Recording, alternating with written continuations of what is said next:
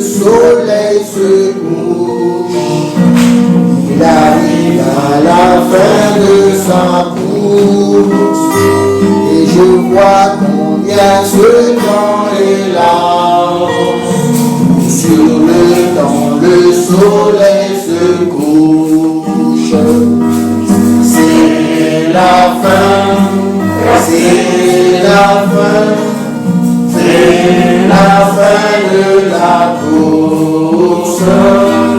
C'est la fin, c'est la fin, c'est la fin de toute chose. Et voici que la lumière du soir à l'ouest pour moi apparut. Elle manifeste le déclenchement. Je crois, c'est vrai, je le crois. C'est la fin, c'est la fin, c'est la fin de la course. C'est la fin, c'est la fin, c'est la fin de toute chose. C'est la fin, c'est la fin, c'est la fin de la course. C'est la fin, c'est la fin, c'est la fin de toute chose. Et le 1, c'est la fin de la course. Il faut vaincre, le monde est parti. Attention, quelle heure est-il? Il faut vaincre, le monde est parti. C'est la fin, c'est la fin, c'est la fin de la course. C'est la fin, c'est la fin, c'est la fin de toute chose. C'est la fin, c'est la fin, c'est la fin de la course. C'est la fin, c'est la fin, c'est la fin de toute chose. On va commencer, on va prier. Prions le Seigneur. Dieu bien-aimé Père Céleste, toi l'auteur de la vie, le donateur de tout don parfait et excellent, nous te remercions pour ce privilège que nous avons de pouvoir nous rassembler au travers du téléphone afin de nous entretenir au sujet de ta parole. Et Seigneur, toute réunion où toi tu n'es pas présent, elle n'est pas utile. Nous voulons donc t'inviter afin que tu sois l'invité spécial, que tu viennes nous assister, que tu viennes nous bénir, que tu viennes nous aider. Nous avons des problèmes techniques et beaucoup de choses, mais nous voulons te remercier déjà pour tous les progrès qui se font. Saisis-toi de moi, couvre-nous avec ton sang, pardonne-nous pour nos péchés, nos fautes, et qu'au travers de ta parole, tu ramènes, Seigneur Jésus-Christ, ceux qui s'égarent. Qu'au travers de ta parole, que tu fortifies, ô Dieu Tout-Puissant, tes enfants, et que Père éternel, toute la gloire ne revienne qu'à toi. Soutiens-nous au nom du Seigneur Jésus-Christ. Amen. Amen. Alors, je vous salue dans le nom du Seigneur Jésus-Christ. Nous allons prendre le livre de Apocalypse, et je vous prie donc de les activer vos micros. Apocalypse chapitre 17. Nous allons lire, on peut se lever, on va lire le livre Apocalypse au chapitre 17. Nous allons lire quelques versets dans ce chapitre 17. On commencera à partir du verset 3. Nous lisons la parole du Seigneur. Il me transporta en esprit dans un désert, et je vis une femme assise sur une bête écarlate pleine de noms de blasphème, ayant 7 têtes et 10 cornes. Cette femme était vêtue de pourpre et d'écarlate, et parée d'or, de pierres précieuses et de perles.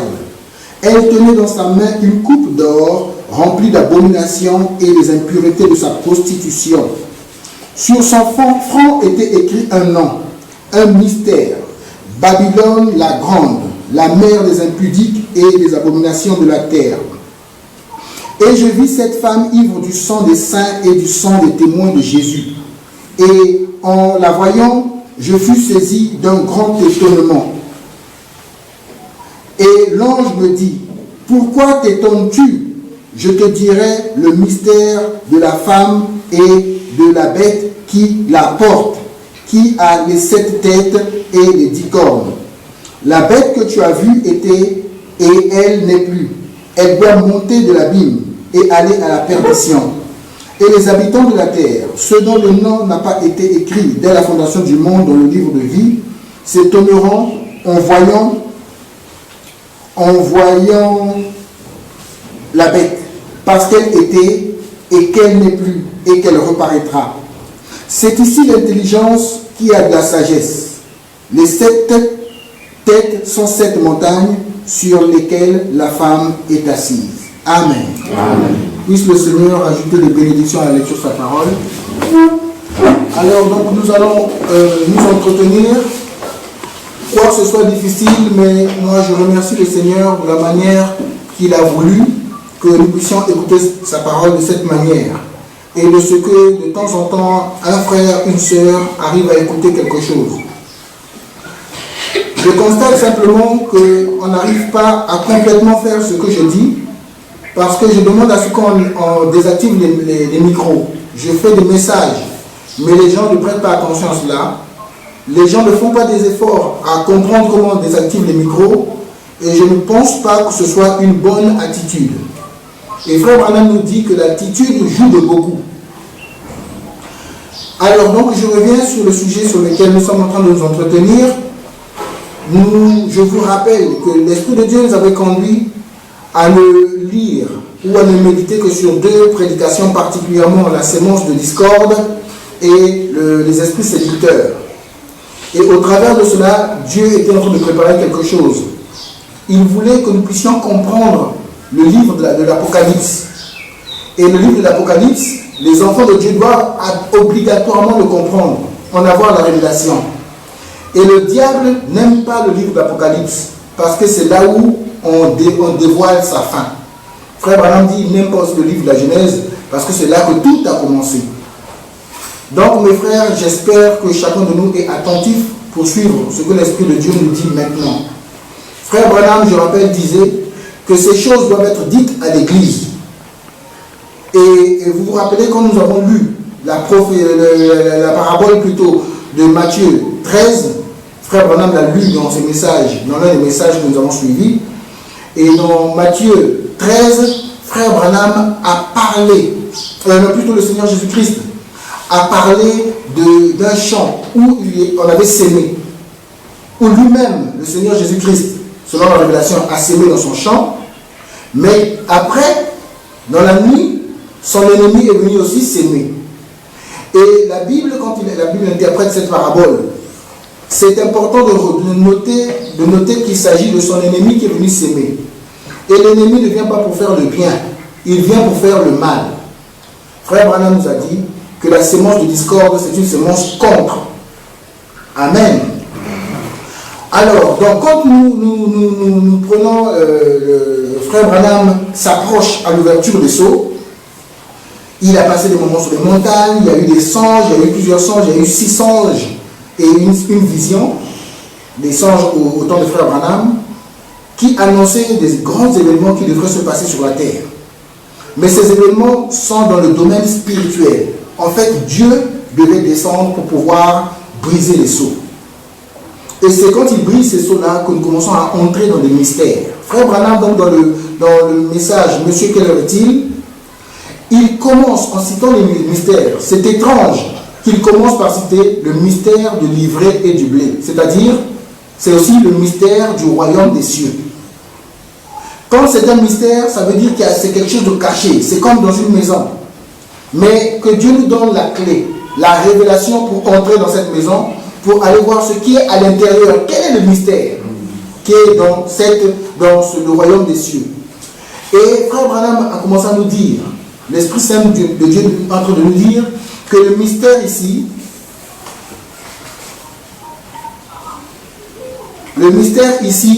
c'est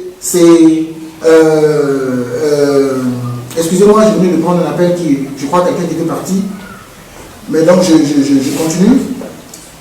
Le mystère ici, il s'agit de l'ivraie et du blé. Quand vous entrez dans le royaume des cieux, à ce moment-là, vous accédez, vous allez découvrir que à l'intérieur de ce royaume,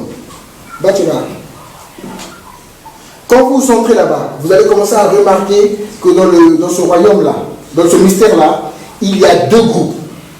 Et Frère Branham dit qu'on ne peut pas les séparer, ces deux groupes-là. Donc, quand on parle du mystère du royaume des cieux, il faut obligatoirement qu'il y ait ces deux groupes. L'ivraie et le blé. Les fils de Dieu et les fils du diable. La fausse vigne et la vraie vigne. L'hybride et la semence originale. J'espère que les gens continuent à me suivre. Frère Branham dit, dans les âges d'église, quand il parle à l'âge de Thyatire, il dit, à vous et à tous les autres de Thyatire qui ne reçoivent pas cette doctrine, je vous dis. Quelle doctrine? Frère Branham dit, voilà, il parle aux deux groupes. L'Esprit de Dieu, quand vous voyez dans les âges d'église, il parle aux deux groupes. Il parle aux deux groupes. L'un a la doctrine et l'autre ne l'a pas.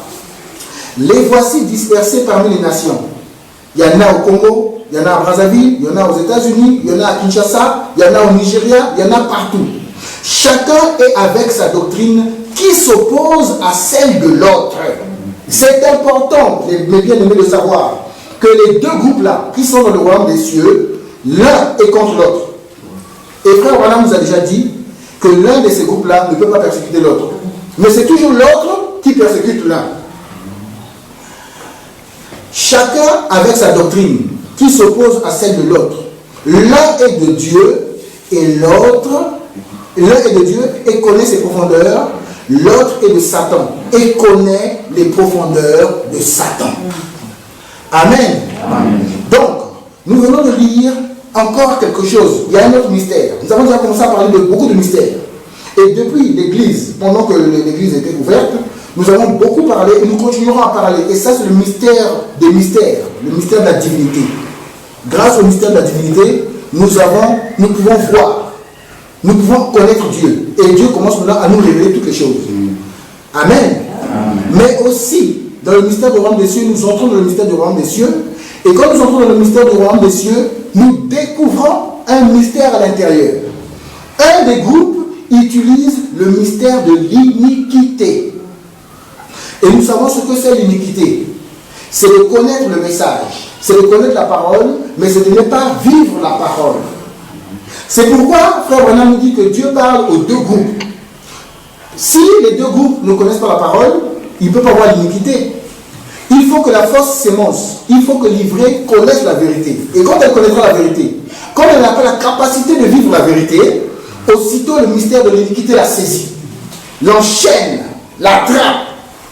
Et Frère Branham nous rappelle, dans le mystère, dans la sémence de discorde, il dit que lorsque Jésus était en train de parler dans Matthieu 13, en fait, ça s'accomplissait surtout aujourd'hui, à la fin des temps. Parce que Dieu avait dit aux anges, c'est à la fin des temps que vous allez arracher l'ivraie. Quand vous allez arracher l'ivraie, vous allez la rassembler et vous allez la lier. Mais moi, je vous dis déjà que l'ivraie est liée aujourd'hui dans les dénominations. Vous pouvez voir une église du message, vous pouvez voir un frère du message, vous pouvez voir une soeur avec une longue jupe, mais qui est déjà dans la dénomination. La dénomination, c'est quoi? C'est une manière de l'organiser. C'est le raisonnement, c'est la manière de voir Dieu à sa manière. Mais l'église de Dieu ne marche pas par la dénomination, elle marche par la foi, par la révélation. Donc, l'ivraie est rassemblée dans la dénomination, dans la confédération des églises. Frère Branham dit, un jour, que vous le vouliez ou pas, je vous le dis, où vous allez adorer, vous n'allez pas adorer. Amen. Église Mont-Carmel, écoutez, l'absolu, ce n'est pas le bâtiment. Oui. Un temps viendra, si vous voulez adorer, on va vous forcer d'entrer dans la confédération des églises. Donc les moments que nous sommes en train de passer sont très importants. Les exercices que je donne, celui qui le fait, que Dieu le bénisse. Celui qui ne le fait pas, je ne sais pas. D'abord, de quelle nature il est. Les messages que j'envoie, et j'envoie des messages à tout le monde. Celui qui ne lit pas ces messages, ça c'est lui.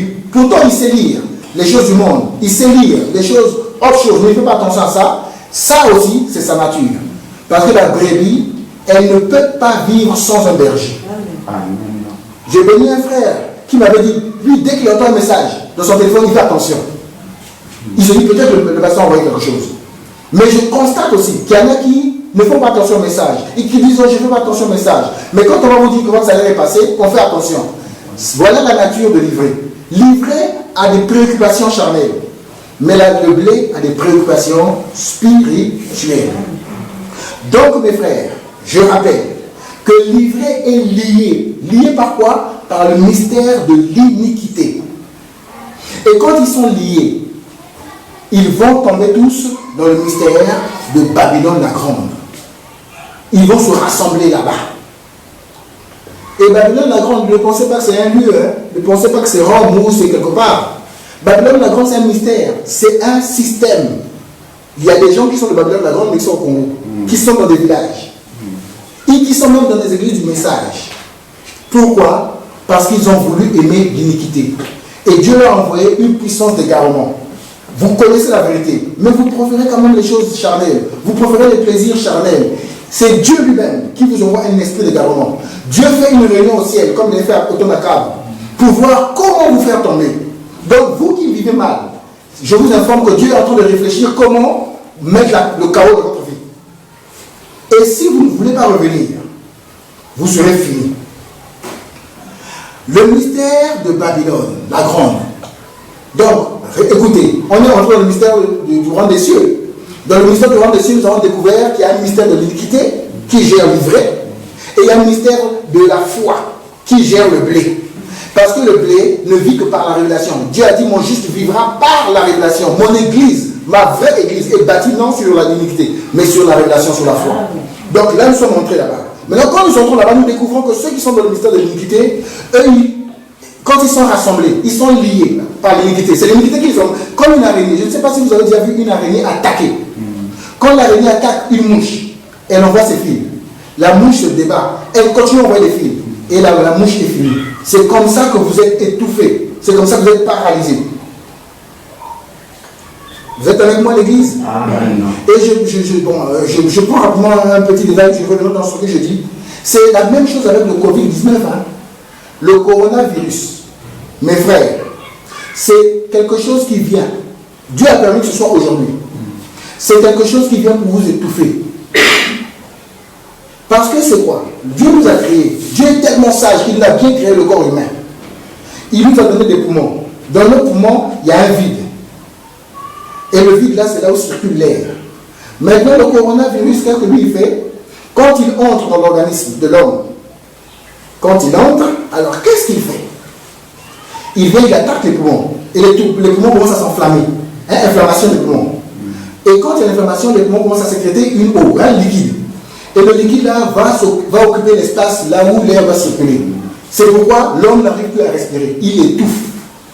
Voilà le coronavirus. Et je vous dis que le coronavirus agit aussi spirituellement.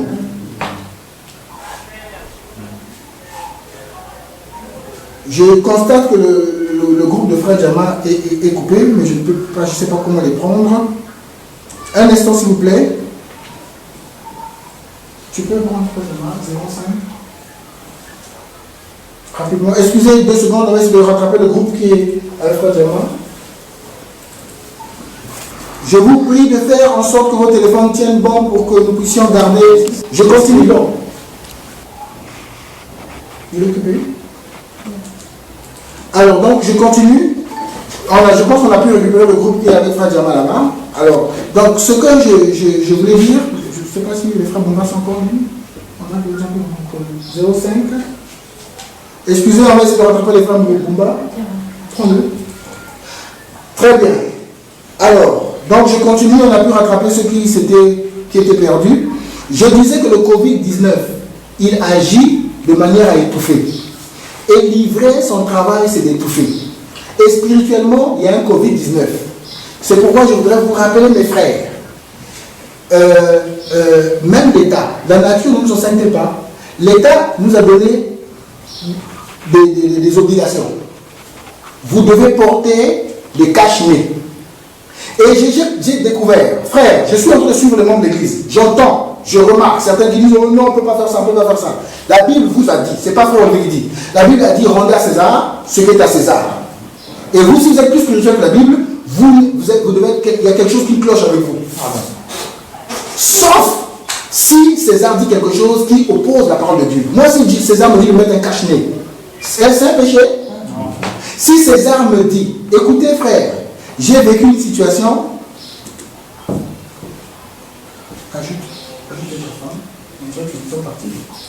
J'ai vécu une situation, j'ai salué un frère dans une ruelle, quelque part dans la cité, et j'ai senti que le frère avait un peu hésité.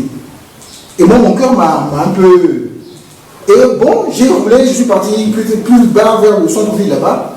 Et pendant que je roulais, je vois une affiche que j'ai souvent vue. Dans l'une des affiches, on dit ne saluez pas. On a mis une croix sur le ne saluez pas. J'ai dit ah, j'ai compris. J'ai rappelé le frère, j'ai dit frère, excuse-moi. César a dit ne saluez pas. Moi, je te dis que Dieu te bénisse. Ok? Je t'ai salué. N'est-ce pas? Si César a dit ne saluez pas, et qu'en ce moment que j'allais saluer le frère, que des policiers passaient, on nous arrêtait. Qui avait tort? C'est vous. Nous devons être pleins de discernement. Quand César me dira, va tuer, je ne veux pas tuer. Quand César me donne des armes, je ne veux pas. Si César me dit, ne prie plus le nom de Jésus-Christ, je dirai à qui obéir? À vous ou à Dieu? Vous êtes avec moi l'église. Nous continuons. Je sais qu'il y a certains qui ne sont plus en ligne, et je sais que c'est le diable, mais vous qui êtes en ligne, vraiment que Dieu prie pour que nous puissions rattraper ceux qui sont partis. Frère, écoutez, on nous dit de porter obligatoirement des cache-nez, n'est-ce pas? Et pour éviter le coronavirus spirituellement, je vous dis, fermez vos bouches, vous qui parlez trop, Amen. Vous qui êtes dans la médisance. Amen. Fermez vos oreilles. Quand vous écoutez, vous allez recevoir la maladie spirituelle. Quand vous parlez, vous communiquez la maladie aux autres. Amen. Le pasteur a dit que personne ne parle. Mais les gens parlent quand même de certaines situations qu'on a dit, j'ai parlé en chair. Plus personne ne parle. Et tous ceux-là qui ont parlé après moi en chair, vous devez me voir. C'est le désordre, c'est la discorde, c'est la pagaille. Certains m'ont déjà vu. Et je sais qu'il y en a qui ne m'ont pas encore vu. La Bible dit, l'État dit fermez la bouche, fermez les narines pour éviter la maladie. Moi je vous dis même fermez les yeux. En regardant certaines choses, le péché va entrer. Et ça va vous étouffer. La Bible dit qu'il n'a pas produit, il n'a pas donné du fruit. Pourquoi? Parce que les soucis du monde, les choses du monde, les péchés du monde, la convoitise du monde étaient en train d'étouffer. Ça aussi c'est une forme de coronavirus. On nous dit de ne pas saluer par la main. Ça c'est l'État. Mais Jésus a dit, dans la Bible, il nous a dit, dans Jean, je crois que c'est dans Jean, hein, il est dit quelque part, attendez, je vais retrouver, j'avais noté cela. Car celui qui dit salut participe à ses mauvaises œuvres. N'est-ce pas? Si l'État dit ne saluez pas, et dans la Bible il est écrit, c'est pas moi qui dis, ne saluez pas quelqu'un qui a abandonné la foi. Quelqu'un qui est excommunié, ne le saluez pas. Frère, qui va appliquer cette écriture? La sémence de discorde n'appliquera pas ça. Mais les élus vont appliquer ça. Même si c'est mon parent, même si c'était mon meilleur ami, un élu restera avec la parole de Dieu. Amen. Et ceux-là qui sont charnels, ceux-là qui regardent, oh non, mais je vais lui faire mal et tout ça, tu me montres simplement quelle est ta nature. Tu es la sémence du serpent. Parce que la sémence du serpent est incapable de vivre toute la parole de Dieu. J'espère que vous êtes avec moi. Amen. La Bible dit, l'État dit, vous allez voir dans les images, on dit que quand vous remarquez quelqu'un qui est suspect, hein, qui tousse, qui n'est pas en bonne santé là, éloignez-vous de lui. Moi je vous dis spirituellement, quand vous voyez quelqu'un qui, la Bible dit, après 2 ou 3 témoignages, quand vous voyez que ça ne va pas, éloignez-vous de lui. Même si c'est votre meilleur ami, vous devez vous éloigner. Mais il faut être un élu pour appliquer ça. Amen. Je poursuis. Amen. Amen. Écoutez, pendant qu'on est sur le coronavirus, permettez-moi, mais vous qui êtes en ligne, je vais vous faire un petit témoignage. Je me suis réveillé le matin du 29 mai. Donc c'était vendredi. Vendredi matin, suivez-moi attentivement. Avant de me réveiller, j'étais en train de rêver qu'on ne pouvait plus sortir. En fait, c'était comme s'il était défendu de pouvoir se soulager ou de faire des toilettes à l'extérieur de vos parcelles. Si vous aviez comme du papier hygiénique ou si vous avez du savon dans votre poche, depuis l'extérieur, c'est comme si on avait un système qui faisait qu'on voyait dedans, celui-là il a le savon, suspect. C'est un rêve que j'ai fait comme ça. Je me suis réveillé, je me suis dit, mais c'est quoi ça ce rêve? Et je me suis assis. Quand je me suis assis, j'ai dit, ah. Non, avant que je me réveille dans le rêve encore, j'étais en train de la parcelle, je commençais à dire à ceux qui étaient avec moi dans la parcelle, c'était pas chez moi, une parcelle que je ne connais pas. J'ai commencé à dire, ah, ça c'est la deuxième situation que le pays vit là. Le monde est en train de se former, comment persécuter les enfants de Dieu. Mais nous aussi, nous sommes en train d'être fortifiés au travers de ces situations. J'ai dit aux gens qui étaient avec moi, j'ai dit, mais imaginez-vous qu'un jour, votre fils vous dit, votre enfant vous dit, papa, ça fait 30 jours qu'on n'a pas encore mangé. Parce qu'un temps viendra, c'est écrit, ça ne va pas être effacé. Les cieux et la terre passeront, mais cette écriture va s'accomplir. Et Dieu nous aidera à la vivre, pour nous les élus. Vous ne pourrez ni acheter, ni vendre. Frère, si vous êtes lâche dans les petites choses là-bas, ce n'est pas la peine. Si avec ce genre d'épreuve, on ne peut pas tenir, mais là-bas, ce n'est plus la peine. 30 jours. Mon papa, ça fait 30 jours, on n'a pas mangé, j'ai faim. Quand je me suis réveillé, j'ai dit, oh, mais si l'enfant dit 30 jours, ça veut dire que c'est déjà décalé. En 30 jours, tu n'as pas mangé. Mais persévère, on va persévérer jusqu'à la fin. Et je me suis assis au bout du lit, j'ai commencé à penser. Mais finalement, le Covid-19, là, c'est quoi? Alors, vous qui êtes là-bas, par groupe, je ne sais pas s'il y a un de vous qui peut écrire par terre ou sur une feuille. Moi, j'ai un tableau ici. J'ai pris Covid-19. Dieu m'est témoin. La Bible est devant moi. J'ai commencé à faire le calcul. Ma femme, j'ai même tiré l'attention de ma femme. J'ai commencé à faire un calcul. Ça a raté.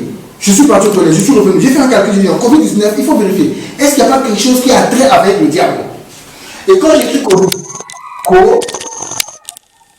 V-I-D, trait d'union, 19. Vous savez tous que C, si vous pouvez écrire là-bas, C représente 100. Dieu m'est témoin, c'est après le rêve. Je n'ai jamais entendu ça, je n'ai jamais vu cela. C, c'est 100. O, c'est rien. V, c'est 5. I, c'est 1. D, c'est 500. Quand je fais la somme, j'ai 100 plus 5, ça fait 105. 1 plus 500, ça fait 501. Et 105 plus 501, ça fait 606. 606. Et quand je calcule, je me retrouve avec 606. Covid, ça donne 606. Mais quand j'ai vu 6, je me suis dit non, peut-être que Dieu va encore me montrer quelque chose. Je me suis rendu compte que, ça c'est frère Olivier, je ne dis pas que c'est le message, je ne dis pas que c'est l'absolu. Je me suis dit, mais généralement on ne dit pas un Covid-19, on dit le Covid-19. Le, c'est défini. Il y a beaucoup de Covid, mais lui là c'est le Covid-19. Donc j'ai ajouté le. Et quand j'ajoute le, L représente 50. Donc 50 plus les 606 que j'ai, ça me donne 656. Je me suis dit, ah, mais comment faire pour avoir les 10 qui montent? Mais je me suis rendu compte que Jésus-Christ, il y a un trait d'union. Covid-19. 19, regardez, 19 c'est 1 plus 9. Ça fait bien 10. Donc, si j'ajoute les 19 là, 656 plus 19, ça fait bien 666. Frère, Dieu m'est témoin, je n'ai vu ça nulle part. Je n'ai entendu personne là-dessus. Et j'ai écrit ça, je suis venu, j'ai montré à mon épouse, je suis descendu, j'ai appelé les enfants, je leur ai montré ça, j'ai passé d'abord. J'ai dit ne parlez pas. Mais je veux que seule cette église sache, si vous regardez seulement Covid, vous n'allez pas trouver 666. Il faut ajouter le Covid. Le 13 juin 19, ça va vous donner exactement 666. Il y a des frères qui sont avec moi ici, ils peuvent voir, j'ai écrit au tableau, ça donne bien ça le calcul. Amen. Amen. Donc mes frères, le diable est en train de travailler. Et certainement que le diable est derrière ce mouvement. J'avais lâché une fois à l'église, j'avais dit qu'il y avait une réunion qui était prévue en mai par le Vatican. Frère, mais cette réunion-là ne s'est pas tenue. On ne sait pas. Continuons à vérifier qu'est-ce qui se passe, qu'est-ce qu'il y a derrière ces choses. Peut-être qu'on va commencer à nous imposer certaines choses. Donc mes frères, si vous ne vous apprêtez pas, ceux qui sont en train de se préoccuper pour le travail, ceux qui sont en train de se préoccuper pour le mariage, pour le ministère, pour construire les maisons et tout, c'est une bonne chose. Si vous avez d'abord la chose essentielle, commencez par chercher la chose essentielle. Si vous n'avez pas le Saint-Esprit, vous allez lâcher. Et je vous informe, quand vous allez lâcher, vous allez brûler en enfer. Je rappelle, ainsi dit le Seigneur, quiconque écoute ce message, s'il ne va pas l'enlèvement, il est perdu. Débrouillez-vous à vivre le message, débrouillez-vous à chercher le Saint-Esprit, comme Jacob. Pour Jacob, c'était important le Saint-Esprit. Mais pour Ésaü, c'était une négligence. Pour la sémence de Dieu, il se préoccupe pour chercher le Saint-Esprit. Mais pour Ésaü, il se préoccupe de se marier. Il se préoccupe de manger. Il se préoccupe d'envoyer, on va à l'école parce qu'il faut que demain tu manges. Ainsi de suite. J'espère que vous êtes avec moi à l'église. Amen. Donc, je réitère, je reviens sur ce que je disais. Donc, quand vous entrez dans le mystère du royaume des cieux, vous allez découvrir là-bas qu'il y a le mystère de livrer. Et dans le mystère de livrer, il y a le mystère de l'iniquité qui les gère. Et le mystère de l'iniquité ne fait que les lier, les rassembler, les jeter dans le mystère de Babylone la Grande. Donc, vous voyez comment se lient ces mystères-là? Ça, c'est la lignée du serpent. Amen. Amen. Ceux-là qui sont dans ce mystère de l'iniquité, ceux-là qui sont dans la Babylone la Grande, c'est ceux-là qui recevront la marque de la bête. Amen. Frère, nous sommes au moment où la marque de la bête est en train d'être mise. Amen. Ceux qui refusent le message, ils traversent la ligne de démarcation. Le diable met sa marque. Il dit, Dieu, tu as vu, hein? Il m'appartient, hein? Il met le sceau. Frère, ceux-là, quel que soit, il est fini. Pourquoi il est fini? Il fallait qu'ils soient dans le mystère du royaume des cieux pour écouter l'évangile. Et en écoutant l'évangile va le condamner, va le juger. S'il n'avait pas entendu l'évangile, il n'allait pas être dans l'iniquité. Donc quand vous venez au message, ne pensez pas que tous ceux qui viennent au message viennent pour être sauvés. Il y en a qui viennent pour prendre leur jugement. Amen. Et comme ils sont du diable, ils viennent pour tourmenter les enfants de Dieu, les élus de Dieu. Amen. Je ne sais pas si l'église est avec moi. Amen. Je ne sais pas si le crédit tient encore. Ceux-là n'ont jamais été connus de Dieu. Vous savez pourquoi? Parce qu'ils n'ont jamais commencé. Quand la Bible, nous, on est avant le commencement. La Bible dit, Job, où étais-tu quand les fils de Dieu, hein, quand les étoiles de Dieu chantaient? Avant le commencement, les fils de Dieu étaient là. Mais la sémence du serpent a commencé en Éden. Leur premier ancêtre, c'est Caïn. Eux, ils ont commencé sur la terre, ils finiront sur la terre. Donc leur nom n'a jamais été écrit dans le livre de vie, bien avant la fondation du monde. On ne les connaissait pas. Et tout cela dont le nom n'a pas été écrit dans le livre de vie recevra la marque de la bête. Amen. Et pourquoi ils sont arrivés jusque-là? C'est parce que pour eux, la priorité, je ne veux pas me disperser, la priorité n'était pas Matthieu 6,33. Frère Olivier a beau vous dire, cherchez premièrement le royaume des cieux et sa justice. Des gens négligent. La Bible n'a-t-elle pas dit, celui qui aimera plus son père, sa mère, j'ajoute, son mari, j'ajoute sa femme, ses enfants. Mais je ne vous cache pas l'église, mais je connais, je sais que certaines personnes, à cause des liens parentés, ils prennent des positions. Ah, comme le pasteur, ou comme le pasteur a attaqué mon frère, ma soeur, ma mère, mon père. Allez, les sentiments vers le pasteur commencent à changer. Tu es en train de montrer quelle est ta nature. Tu étais encore jeune, tu ressemblais au blé. Mais maintenant, on commence à voir ta nature. Mais regardez Pierre. Quand Jésus est en train d'attaquer, Jésus dit à Pierre, arrière de moi Satan. Pierre n'a pas changé de nature. Hein? Oui. Pierre est resté avec Dieu. Quand Jésus a dit, celui qui ne mange ni ma chair, qui ne boit mon sang, les gens ont manifesté leur nature, ont fui, ont disparu, commencé à haïr Jésus. Pierre est resté là. Quand il reste, Au lieu que Jésus dise, ah, vraiment vous êtes restés avec moi, Jésus dit encore, mais vous, quittez la santé.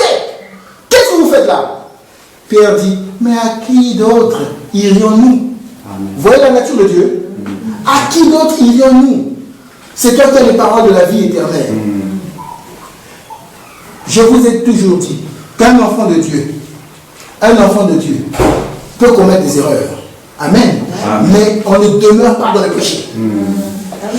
Pierre a péché. Pierre a renié Jésus exactement comme Judas a renié Jésus. Mais Pierre s'est repenti sincèrement dans son cœur. Amen. Mes frères, ne pensez pas que frère Olivier est idiot. Je connais certaines répondances qui sont fausses. Je sais certaines répondances qui cherchent à plaire aux hommes. Ça ne passe pas. Que Dieu nous aide. Église du Mont-Carmel. La situation aujourd'hui, elle est terrible. Rien n'arrive sur la terre sans que l'Éternel nous l'ait permis. Ce qui se passe là est très important. Ça marque un vrai tournant. Je suis sûr qu'on n'en a plus pour longtemps. Si Dieu vous donne d'avoir un travail, gloire à Dieu. Si Dieu vous donne de vous marier, allez-y. Mais je vous rappelle ce que Paul a dit. Il dit que celui qui est marié, qu'il fasse comme s'il n'est plus marié. Mais je sens que certains préfèrent mettre la parole de Dieu à côté pour mettre le mariage devant. Que Dieu permette que les portes de l'église soient ouvertes. Je vous dirai certaines autres vérités. Afin que vous compreniez que ou vous choisissez le ciel, ou vous restez sur la terre, avec les plaisirs de la terre. Mais en même temps, ce n'est pas pour longtemps. Hein. Même si vous restez sur la terre, même si nous allons nous persécuter, même si vous allez dire il habite là-bas derrière l'église Mont-Carmel, vous allez m'accuser, c'est pas grave. Mais c'est pas grave, vous ne serez pas ici pour longtemps. Pas plus de 3 ans et demi. Moi, je partirai. On me persécutera. Je ne pourrai plus aller prêcher à l'église. C'est ce qui est dit, frère Branham l'a dit. C'est le prophète. Nos églises seront fermées. Quelle que soit la beauté de l'église, quelle que soit ce qu'on aime l'église, quel que soit l'investissement qu'on fait, ça doit s'accomplir. Amen. Mais pendant que je peux, j'investis. Je vais investir dans quoi? Je dois montrer à Dieu, Seigneur, voici ce que je fais pour toi. Amen. Amen. Alors, pour ne pas abuser de votre temps, je ne sais pas si vous avez suivi, je rappelle que la sémence de discorde, sa priorité n'est pas la parole. Sa priorité, ce n'est même pas le droit de naissance. Vous êtes avec moi? Amen. Ce sont plutôt les choses charnelles qui sont leur priorité. Et je vous ai toujours dit que frère Branham dit dans la seconde venue du Seigneur Jésus-Christ que ce ne sont pas seulement les choses charnelles qui nous éloignent de Dieu, même les choses naturelles. Manger, ce n'est pas naturel. Marier, ce n'est pas naturel. Avoir des enfants, ce n'est pas naturel. Même ces choses vont faire que les gens recevront la marque de la bête. Que le Seigneur bénisse richement. Amen. Alors, je pense que je vais vous demander chacun de prier, de respecter le programme que j'ai donné. Nous continuons à écouter pourquoi le Saint-Esprit a été donné. Nous, quand nous sommes avec le psaume 119, au bout de la deuxième semaine, il faut que nous finissions avec le psaume 119. Que le Seigneur vous bénisse richement.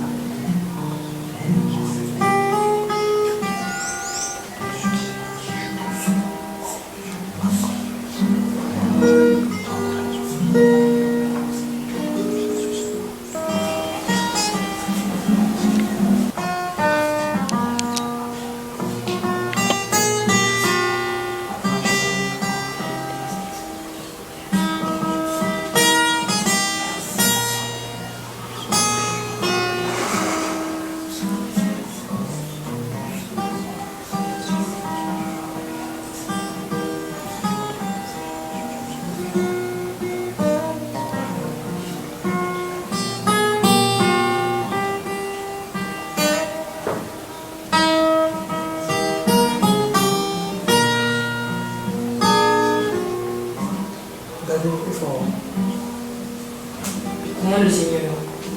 Seigneur Jésus-Christ, le Dieu d'Abraham, Isaac et de Jacob. Seigneur Jésus-Christ, merci Seigneur Jésus parce que tu as permis que nous puissions Seigneur Jésus-Christ, entendre Seigneur Jésus-Christ ta parole.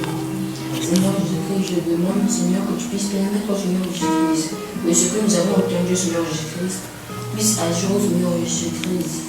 Au Seigneur Jésus, que si nous avons entendu Seigneur Jésus-Christ, les choses que nous avons condamnées au Seigneur Jésus-Christ, aide-nous à faire au Seigneur Jésus-Christ de belles choses. Aide-nous Seigneur à chercher premièrement au Seigneur Jésus-Christ, le Saint-Esprit, le Seigneur Jésus-Christ. Aide-nous Seigneur Jésus-Christ, à ne pas se préoccuper Seigneur Jésus des choses de la terre.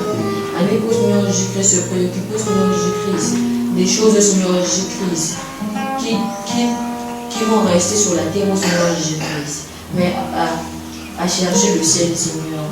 À chercher au Seigneur Jésus-Christ. À avoir au Seigneur Jésus-Christ une vie pure Seigneur. À ne pas être des hypocrites au Seigneur Jésus-Christ. Que nous soyons au Seigneur Jésus-Christ. La bonne vie au Seigneur Jésus-Christ, le blé. Seigneur Jésus-Christ, si nous sommes au Seigneur Jésus-Christ livrés, je te demande que tu puisses nous changer, Seigneur Jésus-Christ. Car tu es le même hier, aujourd'hui, éternel, mon Seigneur Jésus-Christ. Si tu as pu changer l'eau en vin, Seigneur Jésus-Christ, tu es capable de changer, Seigneur Jésus-Christ. Livré en blé, Seigneur. Que tu peux, Seigneur Jésus-Christ, nous aider, Seigneur Jésus-Christ. Que cette parole, Seigneur, que ce que nous avons entendu ne soit pas notre condamnation. Mais au Seigneur Jésus-Christ, que s'appuie Seigneur Jésus-Christ, nous aider Seigneur Jésus-Christ à avancer Seigneur Jésus-Christ, à devenir les meilleurs chrétiens, à devenir les meilleurs citoyens au Seigneur Jésus-Christ et à t'aimer au Seigneur Jésus-Christ davantage. Je remets le reste des choses en tes mains, au nom de Seigneur Jésus-Christ. Amen. Ô Dieu béni, Père Céleste, je m'incline aussi devant toi. Et à toi-même, je t'envoie pour tes propos au début. Dieu Tout-Puissant, tu as dit ta parole de notre temps lorsque nous avons produit le frère est sorti. Seigneur Jésus, n'est-ce pas toi qui as dit, sortez du milieu d'elle, oh Dieu, et tes enfants qui sont encore dans Babylone, mais peut-être parce qu'ils sont dans l'ignorance, Père éternel, qui sortent de cette ignorance et qu'ils échappent, oh Dieu, au feu qui sera jeté dans Babylone.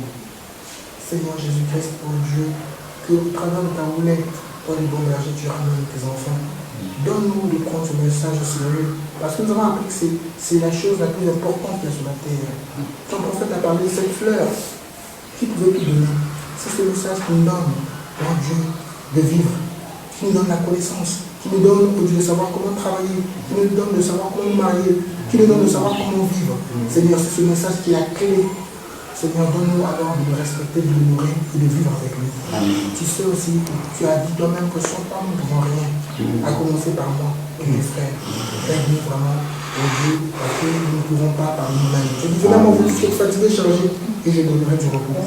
Viens en temps saint pour que Dieu, ta parole agisse et que nous nous alignions à elle. Que nous nous alignions tellement que les persécutions, les situations de ce monde, oh Dieu, ne nous bouge pas. Parce que par la grâce de Dieu, nous serons entrés dans la relation de la foi. Seigneur, et le bateau ne va pas bouger. Quels que soient les vents, quelles que soient les hauteurs des eaux, quels que soient les mouvements. Oh Dieu, si tu l'as dit, Seigneur, ce n'est pas pour rien.